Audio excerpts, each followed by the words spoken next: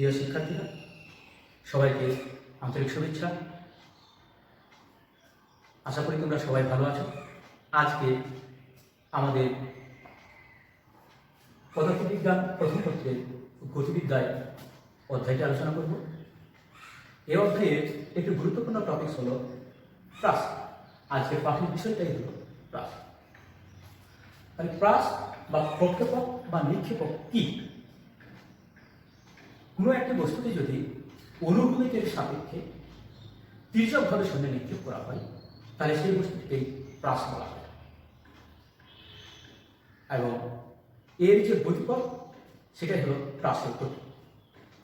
আমরা যদি একটু দেখি চিত্র আকারে, এটা হলো একটা এক্স অক্ষ, এটা হলো ওয়াই অক্ষ, এর মূল বিন্দুটা হলো শূন্য বিন্দু। এখান থেকে যদি কোনো একটা বস্তুকে তির্যকভাবে বা আনত করে এই থিটা নট কোণে যদি আমরা তির্যকভাবে ভি নট বেগে শূন্যে নিক্ষেপ করি তাহলে সেই বস্তুটি আস্তে আস্তে একটি বক্ররেখার মতো হয়ে নিচে পড়বে। তাহলে এই বস্তুটিকেই বলা হয় প্রাস, যে বস্তুটিকে নিক্ষেপ করা হয়। আমরা প্রাস সম্পর্কে আরো কয়েকটি গুরুত্বপূর্ণ জিনিসগুলো যদি ধারণা থাকে তাহলে আমাদের পরবর্তীতে বুঝতে খুব সুবিধা হবে। আমরা তাহলে যে বস্তুটিকে নিক্ষেপ করলাম সেটিকে বলবো প্রাস বা প্রক্ষেপক বা নিক্ষেপক, এবং যে বিন্দু থেকে নিক্ষেপ করবো সেটাকে বলা হয় প্রক্ষেপকের বিন্দু বা নিক্ষেপণ বিন্দু। এটা যে বেগে যাবে সেটাকে বলা হয় নিক্ষেপণ বেগ, যেমন আগে দিকে এখানে কি নয়। আর যে পরে অনুভূমিকের সাথে তির্যকভাবে নিক্ষেপ করা হয় তাকে বলা হয় নিক্ষেপণ পথ। এই প্রাসটা যে পথে যাবে, মনে করি ও পি এবং পি এই পথে গেল, তাহলে পি ও পি ডি এটাকে বলা হয় বিচরণ পথ প্রাসের। এবং এই বিচরণ পথ দিয়ে যেতে যে সময়টা লাগে তাকে বলা হয় বিচরণ কাল। প্রাসটা যেখানে যাই পতিত হয় তাকে বলা হয় পতন বিন্দু। এই নিক্ষেপণ বিন্দু আর পতন বিন্দুর মধ্যবর্তী দূরত্বকে বলা হয় পাল্লা বা রেঞ্জ। এটাকে সাধারণত আর দ্বারা প্রকাশ করা হয়।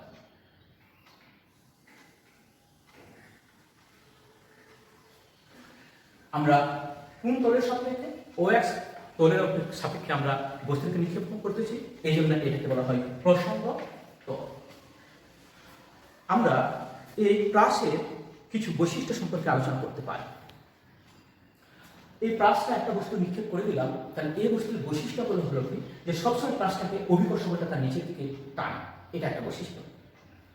এবং প্রাসের ক্ষেত্রে এই পৃথিবীর ব্যাসার্ধের তুলনায় এই উচ্চতাটা খুব ক্ষুদ্র ধরা হয়, এই জন্য অভিকর্ষ ত্বরণের মানটা সবখানে পার্শ্ব সমাধান হয়।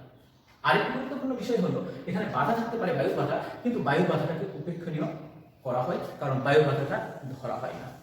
আমরা প্রাসের এই তথ্যগুলো যদি জানা থাকে তাহলে পরবর্তীতে বুঝতে সুবিধা হবে। আমরা প্রাসের যদি এবার বৈশিষ্ট্য করলাম, আমরা যদি প্রাসের গতির বৈশিষ্ট্য সম্পর্কে আলোচনা করতে চাই তাহলে আমরা দেখতে পাবো এই প্রাসটা যাচ্ছে একটা এক্স অক্ষ আর একটা হলো ওয়াই অক্ষ, এই দুইটা অক্ষের তল দিয়ে যাচ্ছে, এই জন্য এটাকে হলো একটি দ্বিমাত্রিক গতি। প্রাসের গতি হলো দ্বিমাত্রিক গতি। এটা একটা প্যারাবোলিক হয়, অর্থাৎ পুরা বৃত্ত না, প্যারাবোলিক হয়। আমরা প্যারাবোলিক সম্পর্কে আরো করে আলোচনা করব। প্রাসের ক্ষেত্রে আমরা আরো কিছু জিনিস জানি যে এর শেষ বেগটা সবসময় স্পর্শ করা হয়। যেমন মনে করি এখানে আগে বিনোদ বেগে নিক্ষেপ করলাম, পি বিন্দুতে আসার পর এই প্রাসের আরেকটা বেগ হলো, এখানে বেগটা কি হবে, যতই উপরে যাবে বেগটা আস্তে আস্তে কমতে শুরু করছে, তাহলে এখানকার বেগটা কোন দিকে হবে? সবসময় এই স্পর্শ বরাবর অঙ্কন করা হয়। যেমন এখানে তোমার বেগটা হলো কি, তাহলে প্রাসের শেষ বেগ হয় সবসময় স্পর্শ বরাবর। এখন আমরা যদি আরো কয়েকটি বিষয় উল্লেখ করতে চাই যে অনুভূতির দিকে প্রাসের কোনো ত্বরণ থাকে না, শুধুমাত্র উলম্বকে উলম্ব দিকে ত্বরণ থাকে। অর্থাৎ কোন বস্তু যখন উপরের দিকে যায় যেটা সবসময় নিচের দিকে টানে, এই উলম্ব দিকে শুধু ত্বরণ থাকে। এবং প্রাসের সর্বোচ্চ বিন্দুতে কতগুলো জিনিস বিষয়টা একটু গুরুত্বপূর্ণ আছে, যদিও আমরা একটু পরবর্তীতে জানবো, তার আগে আমরা একটু ধারণা নিই। এই সর্বোচ্চ বিন্দুতে দেখা যায় উলম্ব দিকে আর কোনো বেগ থাকে না, কারণ বস্তুটা যদি উলম্ব দিকে আরো বেগ থাকতো তাহলে বস্তুটা আরো উপরে, কিন্তু উপরে যাচ্ছে না, নিচের দিকে আস্তে আস্তে চলে আসতেছে। অর্থাৎ সর্বোচ্চ বিন্দুতে এর উলম্ব দিকে কোনো বেগ থাকে না, শুধুমাত্র অনুভূমিক দিকেই বেগ থাকে। এবং এখানে একটা বিষয় হলো, যখন অনুভূমিক দিকে বেগটা এদিকে থাকে, শুধু বেগটা এক্স অক্ষের দিকে dx, তখন কিন্তু এই অনুভূমিকের সাথে কোন উৎপন্ন করা আছে, তাহলে প্লাসের সর্বোচ্চ বিন্দুতে এক্স অক্ষের দিকে বেগ বা অনুভূমিক দিকের বেগ হলো কি, কোণ হলো কত ডিগ্রি, 0 ডিগ্রি। কিন্তু যদি আমরা বলি জিটা প্রতি নিচের দিকে ক্রিয়া করে সবসময়, তাহলে অভিকর্ষ ত্বরণের সাথে সর্বোচ্চ বিন্দুতে প্লাসের বেগের মধ্যবর্তী কোণ কত, তাহলে এটা হবে 90 ডিগ্রি। 90 ডিগ্রি। আমরা এই হলো প্লাস সম্পর্কে একটু ধারণা। আমরা এর বিশ্লেষণ আরো করতে যাব এবং বৈশিষ্ট্যগুলোর সাথে এই বিশ্লেষণগুলো যদি আমরা ভালোভাবে করতে চাই এবং দেখতে চাই, তাহলে আরো বুঝতে পারবো।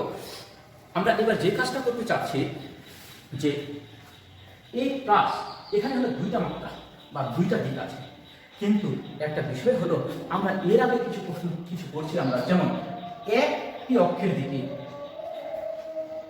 শুধু এক অক্ষের দিকে যখন আমরা যাই, একটি অক্ষের দিকে বা একমাত্রিক দিকে, তখন কিন্তু আমরা কতগুলো সূত্র ব্যবহার করছি, যেমন ভি সমান ভি নট প্লাস এস সমান হলো V naught T plus half of A T square, এবং ভি স্কয়ার সমান V naught square plus 2as। এটা হলো একমাত্রিক ক্ষেত্রে। আবার আমরা যদি কোনো বস্তু নিচের দিকে পড়ে বা উপরের দিকে যায়, নিচের দিকে বা উপরের দিকে কোনো বস্তুকে নিক্ষেপ করা হয়, তাহলে এই সমীকরণগুলো কি রূপ ধারণ করে, ভি শেষ বেগ সমান ভি নট প্লাস বা মাইনাস জিটি। আমরা এগুলোকে প্লাস মাইনাস সমীকরণ দিয়েও চিহ্নিত করতে পারি। উপরে গেলে প্লাস ত্বরণ এবং মন্দনের ক্ষেত্রে উপরে গেলে মাইনাস আর নিচে আসে কিন্তু প্লাস। আবার এস এর পরিবর্তে আমরা তখন কি লিখি, উচ্চতার ক্ষেত্রে এইচ সমান হলো ভি নট টি প্লাস মাইনাস হাফ, এর পরিবর্তে আমরা তখন কি লিখি, জি এবং জিটি। আমাদের আরেকটি গুরুত্বপূর্ণ বিষয় হলো, নিশ্চয়ই তোমরা ভেক্টর অধ্যায় করেছো, ভেক্টর বিভাজন। এখানে কিন্তু এটা খুব গুরুত্বপূর্ণ বিষয়। ভেক্টর বিভাজনটা কি, ভেক্টর বিভাজন আমরা জানি, এটা যদি একটা ভেক্টর হয়, ধরলাম আর একটা ভেক্টর, এর কয়টি অংশ থাকে, দুইটি। একটা হলো অনুভূমিক দিকে, আর একটা হলো লম্ব দিকে।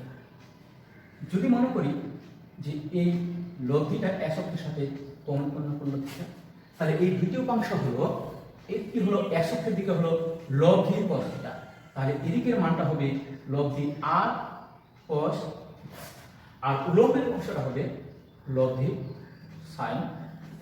এটা খুবই গুরুত্বপূর্ণ বিষয়, কারণ ক্লাস করতে গেলে আমাকে আগে বুঝতে হবে যে বিষয়টা আমি কি করতে যাচ্ছি। আমরা কিন্তু এর আগে করছি শুধু এক মাত্রিক ক্ষেত্রে, যেমন এই সূত্রগুলো প্রয়োগ করছি। আবার কোনো বস্তুকে সোজা উপরে নিক্ষেপ করে দিলে ওটা কিন্তু নিচের দিকে পড়ে যায়, এটাও কিন্তু একটা একমাত্রিক, এটা হলো একমাত্রিক। তাহলে আমরা একমাত্রিক জিনিসগুলো নিয়ে কাজ করছি। কিন্তু আমরা কিছুক্ষণ আগে বললাম এই প্লাস হলো দ্বিমাত্রিক, দ্বিমাত্রিক অর্থাৎ এক অক্ষের দিকেও থাকবে, ওয়াই অক্ষের দিকে। আমরা যদি মনে করি ভিন্ন দিকে এদিকে নিক্ষেপ করলাম, তাহলে এই বস্তুটা কোন দিকে যাচ্ছে আমরা বলতে পারবো না, এস অক্ষের দিকে না ওয়াই অক্ষের দিকে। এই এক্স এবং ওয়াই অক্ষের মাঝে কোনো এক দিকে যাচ্ছে।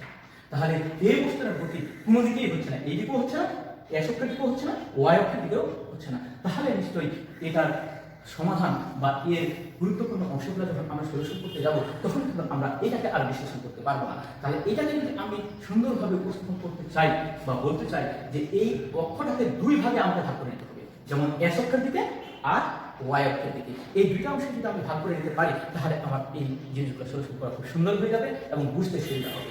এখন এই দুইটা অংশে বিভক্ত করতে গেলে আমি যাইতে হচ্ছে ভেক্টর বিভাজনের কাছে, কারণ লব্ধির দুইটা অংশ থাকে, একটা এস অক্ষের দিকে আর একটা ওয়াই অক্ষের দিকে। তাহলে এই দিকটাকে আমাকে দুইটা অংশে ভাগ করে নিতে হবে, তাহলে আমার এই জিনিসগুলো খুব সহজ হয়ে যাবে। তাহলে এবার মনে করি আমরা এই ভেক্টর একটা প্লাসকে নিক্ষেপ করা হলো, প্লাসটা এক সময় যাচ্ছে, কোনো এক সময় পি বিন্দুতে গিয়ে পৌঁছাইলো, ধরলাম টি সময় পরে পি বিন্দুতে গিয়ে পৌঁছালো। আচ্ছা, পি বিন্দুতে তার স্থানাঙ্ক হলো ধরলাম এক্স এবং ওয়াই। আচ্ছা, এখন আমরা যদি বলি যে এইখানে কয়টা অংশ থাকবে, একটা দুইটা অংশ, একটা হলো অনুভূমিক দিকে আর একটা হলো উলম্ব দিকে। একটা ভি এক্স আর একটা হলো ভি ওয়াই। এখানে মনে করলাম অনুপন্ন করলো। একটা বিষয় আমাদের একটু খেয়াল রাখতে হবে যে এই ভিনট বেগে যে নিক্ষেপ করা হলো ও বিন্দু থেকে, এখানে এই ভিনটের কয়টা অংশ থাকবে? দুইটা উপাংশ। একটা উপাংশ হলো এক্স অক্ষের দিকে আর একটা হলো ওয়াই অক্ষের দিকে। আচ্ছা, যদি আমি লিখি ও বিন্দুতে ভিনট এর উপাংশ, কি উপাংশ থাকবে? একটা অনুভূমিক উপাংশ।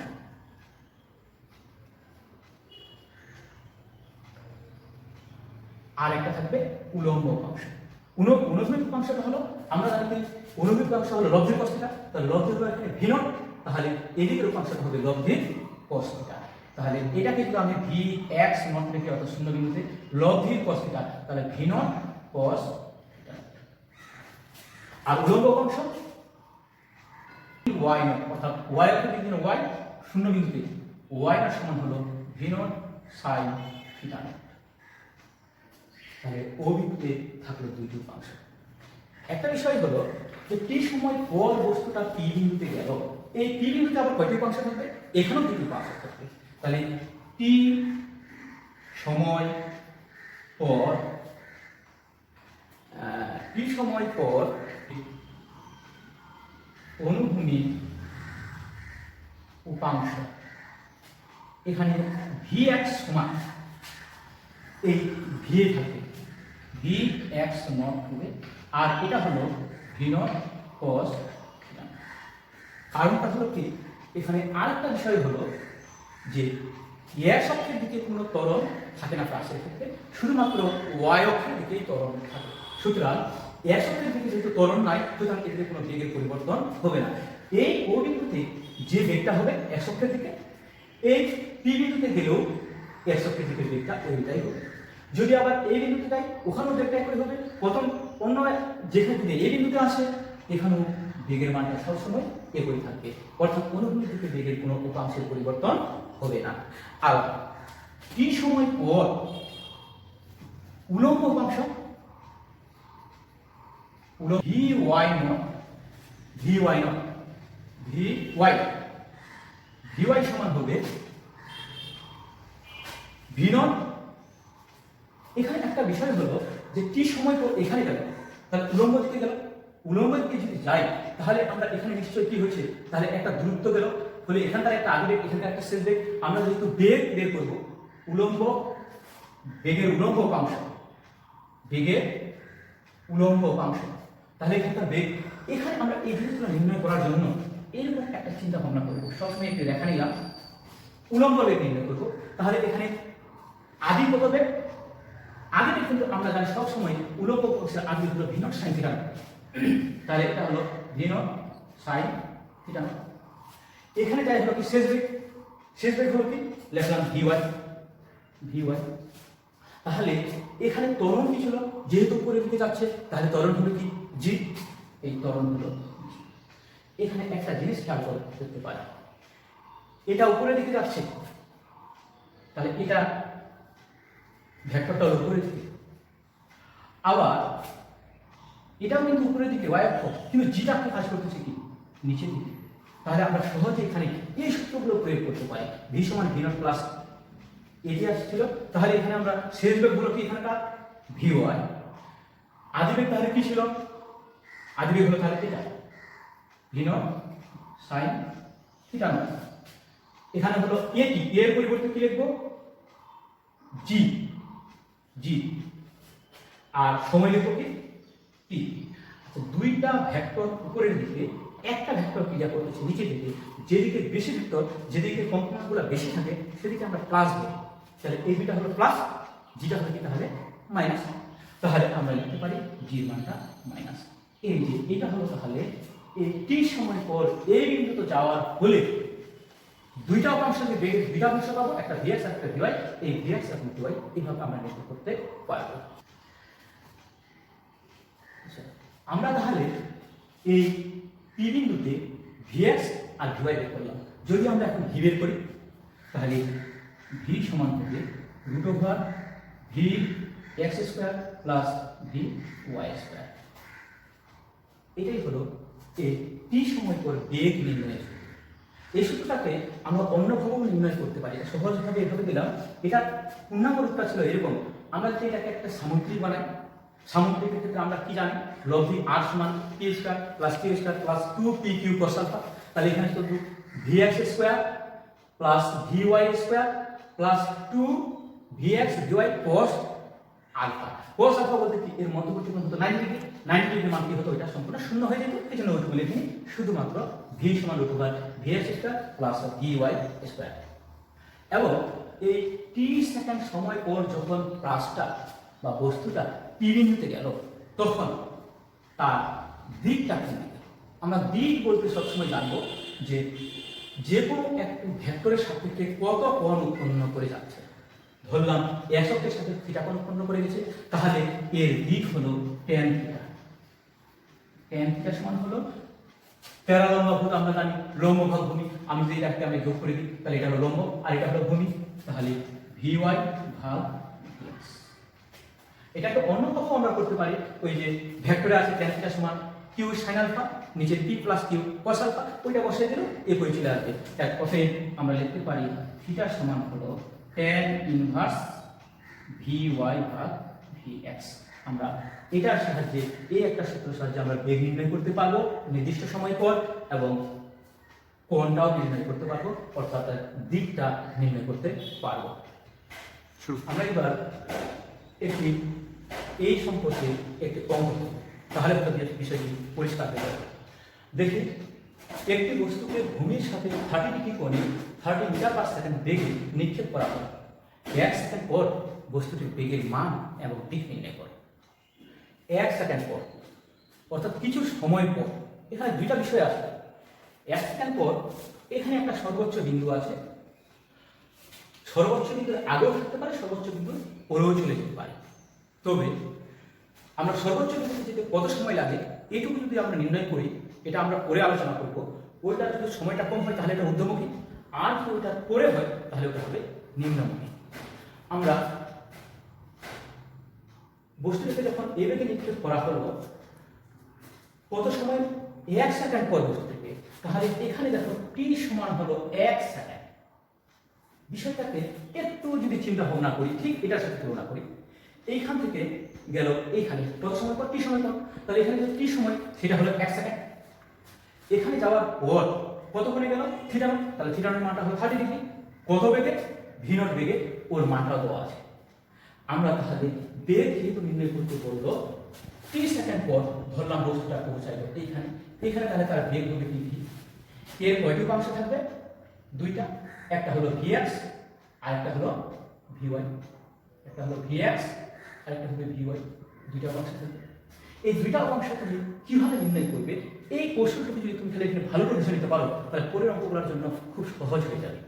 এটার জন্য আমরা প্রথমে যে কাজটা করব, x অক্ষের দিকে যখন নির্ণয় করব, এরকম একটি দাগ বা রেখা টানলাম x অক্ষের দিকে। আচ্ছা, প্রথমে কত বেগ ছিল, v নট, তাহলে এটা হলো আদি বেগ। কোন দিকে, v নট এর উপাংশ, কারণ এই বেগটাকে আমরা দুইটা ভাগে ভাগ করব, একটা অনুভূমিক আর একটা উল্লম্ব। তাহলে অনুভূমিক দিকের বেগ আমরা সব সময় জানি যে অনুভূমিক বেগের মানটা v নট cos θ। তাহলে এখানে হলো অনুভূমিক বেগটা হলো v নট cos θ। এদিকে কি, g এর মান x অক্ষের দিকে, x অক্ষের দিকে এই x অক্ষের দিকে সব সময় g এর মানটা 0, ত্বরণের মান 0। আর y অক্ষের দিকে ত্বরণের মানটা -g। তাহলে x অক্ষের দিকে ত্বরণ 0, তাহলে g এর মানটা হবে 0। শেষ বেগ কত হবে, শেষ বেগ এখানে ধরলাম 50 সেকেন্ড পর বেগ vx, শেষ বেগ হবে vx। আচ্ছা, তাহলে আমি যদি এই সূত্রটা এখানে প্রয়োগ করতে চাই, শেষ বেগ সমান আদি বেগ প্লাস ত্বরণ এবং সময়, এই সূত্রটা যদি আমি প্রয়োগ করি, তাহলে নির্ণয় করব vx সমান শেষ বেগ সমান আদি বেগ। আদি বেগ হলো v নট cos θ। কেন আদি বেগ v নট cos θ হলো, আমরা জানি কোনো একটি বেগের উপাংশ দুইটা, একটা হলো x অক্ষের দিকে আর একটা y অক্ষের দিকে। x অক্ষের দিকে উপাংশের মান হলো v নট cos θ, এইটাই হলো আদি বেগের উপাংশ। আর উলম্ব অংশটা হলো ভি নট সাইন থিটা। অর্থাৎ তাহলে এই ভেক্টর বা এই ভেক্টর অনুভূমিক বরাবর আদি ভেক্টরের উপাংশটা হলো আদি ভেক্টর হয়ে যায়। এবং এখানে যে শেষ বেগ হলো কি vx। তাহলে আমি লিখতে পারি vx সমান v naught cos theta not minus কি লিখবো প্লাস লিখবো এর পরিবর্তে g এর পরিবর্তে x এর পরিবর্তে এখানে g, তাহলে g তো একসাথে থেকে কি শূন্য, তাহলে সম্পর্কটা এখানে শূন্য। অর্থাৎ আমরা তাহলে পাচ্ছি vx সমান v naught cos theta not. আবার y এর ক্ষেত্রে তাহলে কি করব, আবার ওইরকম ভাবে যে উলম্ব অংশ আমি উলম্ব দিকে একটা দাগ টানে নিলাম। দাগ টানার পরে এখন দেখো উলম্বের দিকে এখানে আগে বেগ কত ছিল, আমরা জানি উলম্ব অংশের আগে বেগটা হবে v naught sin theta not. তাহলে এই মানটা হলো v naught sin theta not. আচ্ছা শেষ বেগটা কত হলো, আমরা শেষ বেগে উলম্ব অংশ ধরলাম কত vy। এখানে কি থাকবে একটা g বা অভিকর্ষ ত্বরণ এই হলো g। একটু খেয়াল করে দেখি আমরা চিহ্নটা কখন কোনটা কিভাবে হয়। এই দিকটা হলো উপরের দিকে, এই কম্পোনেন্ট এটা হলো কি এটা উপরের দিকে, কিন্তু জিটা সবসময় কাজ করে কি নিচের দিকে। তাহলে জিটা হয় সবসময় কি নিচের দিকে। তাহলে আমরা এখানে লিখতে পারি কি শেষ বেগ, এই যে আমরা দ্রুতের সূত্র শেষ বেগের সূত্রটা এই সূত্রটা প্রয়োগ করব। শেষ বেগের পরিবর্তে এখানে কি লিখব vy। এই যে vy লিখলাম। আদি বেগ কি ছিল v naught sin theta not.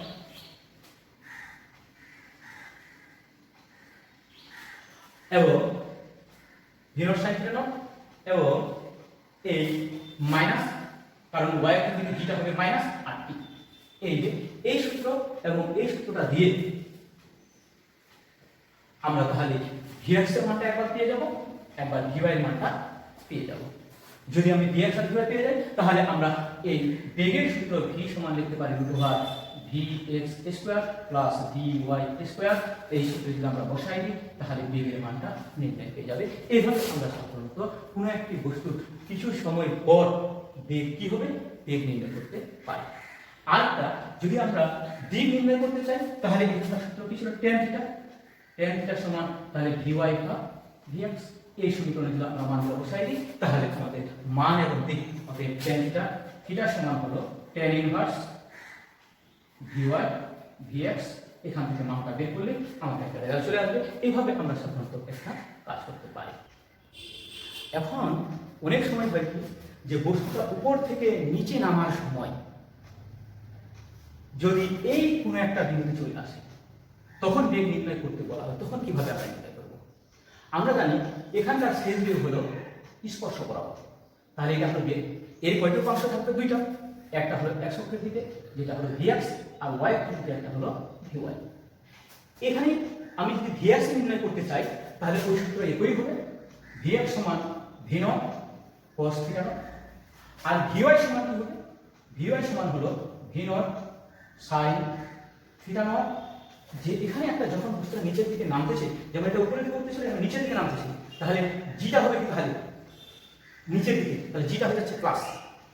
এবং এখানে এই যে জিটা যখন হয়ে যাচ্ছে কি জিটা হচ্ছে নিচের দিকে প্লাস, ভিওয়াইটা এটাও হলো কি প্লাস, কিন্তু আদি বেগটা ছিল কি উপরের দিকে। তাহলে দুইটা হলো নিচের দিকে, আদি বেগটা হলো কি উপরের দিকে। তাহলে দুইটা যেদিকে বেশি ভেক্টর থাকে সেদিকে হলো প্লাস আর উপরের দিকে হবে কি মাইনাস। তাহলে এখানে আমরা লিখব এই vy সমান minus v naught sin theta naught আর প্লাস হলো g। একটু পরিবর্তন হবে, এইভাবে আমরা করতে পারবো। আমি বিষয়টা আরেকবার বলি, যদি যেহেতু এখানে আমরা এই উলম্ব অনুভূমিক অংশটা একই থাকলো, উলম্ব অংশটা থেকে আমি আবার একটা রেখা টানি বোঝানোর চেষ্টা করি। এখানে দেখো আদি বেগ ছিল কোনটা, আদি বেগ ছিল এখানে উপরের দিকে গেল, তাহলে কি হলো v naught sin theta not. এটা যাচ্ছে উপরের দিকে। সর্বোচ্চ বিন্দু থেকে যখন নিচের দিকে নামতে শুরু করলো অর্থাৎ নিম্নগামী, তখন হলো কি শেষ বেগটা হলো কি v, এই শেষ বেগটা উলম্ব অংশটা ভিওয়াইটা হলো নিচের দিকে আসছে, জিটা কোন দিকে যাচ্ছে, জিটাও নিচের দিকে যাচ্ছে। এখানে একটা বিষয় হলো দেখো ভিওয়াইটাও নিচের দিকে, জিটাও নিচের দিকে, দুইটা ভেক্টর হলো নিচের দিকে আর একটা ভেক্টর হলো উপরের দিকে। তাহলে আমরা জানি বেশি ভেক্টরগুলোকে আমরা ধরি প্লাস আর যেদিকে কম ভেক্টর থাকবে সেটা ধরবো মাইনাস। অর্থাৎ এর দিকগুলো যেদিকে এর দিকটা হয় তার বিপরীত দিকে। তাহলে ভিওয়াই আর জি এইটা আর এটাকে যদি আমি ধরি প্লাস, তাহলে এই রাশিটা আদি দিকটা হবে কি মাইনাস। এই জন্য এখানে মাইনাস চিহ্নটা ব্যবহার করা হয়েছে এইভাবে। আমরা একটু খেয়াল করে দেখবো এখন এই যে আমরা ক্লাস করতেছি এটা আমাদের কোথায় কাজে লাগে, কিভাবে কাজে লাগে। এই জিনিসগুলা হয়তো তোমরা আরো একটু করে আরো ভালোভাবে জানবে, বুঝতে পারবে। আমরা সাধারণত দেখি যে ক্রিকেট খেলা হয়, ক্রিকেট খেলার সময় ব্যাটসম্যান একটা বল মারলো, যখনই মারলো দেখলো অনেক দূর গেলে হয়তো ছক্কা হয়ে যাবে। আবার কোনো এক সময় দেখা গেলো এমনভাবে মারলো যে বস্তুটা বহু উপরে উঠে গেল, সবাই হয়তো ছক্কা বলে চিল্লালো, কিন্তু আসলে দেখা যাচ্ছে না, ক্যাচ হয়ে গেল। অর্থাৎ তাহলে কত কোণে মারলে, কিভাবে মারলে বেশি দূর যাবে, এই প্লাস থেকে কিন্তু সেগুলো সম্পর্কে জানা যায়। কারণ অনেক শক্তি দিয়ে কিছু হয় না। হয়তো এর সম্পর্কে একটু 1 মিনিট একটু হয়তো গল্প মনে পড়ে গেল। একজন খুব মোটা লোক ছিল, খুব শক্তিশালী হোক, আর একজন খুব পাতলা। এখন শক্তিশালী ওই মোটা শক্তিশালী মানুষটা কি করে যে কোনো বড় বড় পাথর, বড় বড় জিনিস অনায়াসে তুলে ফেলে দিতে, ফেঁকে দিতে পারে, শক্তি প্রচুর। এখন এই পাতলা লোকটি বললো, আসলে তোমার চেয়ে তো আমার শক্তি অনেক বেশি, না দেখো তুমি এটা ফেলে দেখি, তুমি ফেলো তো। মোটা লোকটা অনায়াসে অনেক করে পাথরটা ফেলে দিল, কিন্তু সেই পাতলা লোকটা বলছে না, আমি তোমাকে আগে পরীক্ষা করি, তারপরে দেখ বলবো আমার বেশি শক্তি না তোমার শক্তি বেশি। তখন করলো কি, সে একটি এই পাতলা লোকটা একটু কাগজ ছিঁড়ে উঠে বললো যে তুমি এটা একটা ওয়ালটা পার করে দাও। ওই মোটা ব্যক্তিটা, শক্তিশালী ব্যক্তিটা ওই কাগজটা ফিকে বারবার ফেকার চেষ্টা করে, কিন্তু কাগজ আবার ঘুরে তার কাছে চলে আসে, ও কোনো মতে পার করতে পারতেছে না। এই চিকন কম শক্তিশালী লোকটা তখন বললো, দেখো আমি পারি কিনা।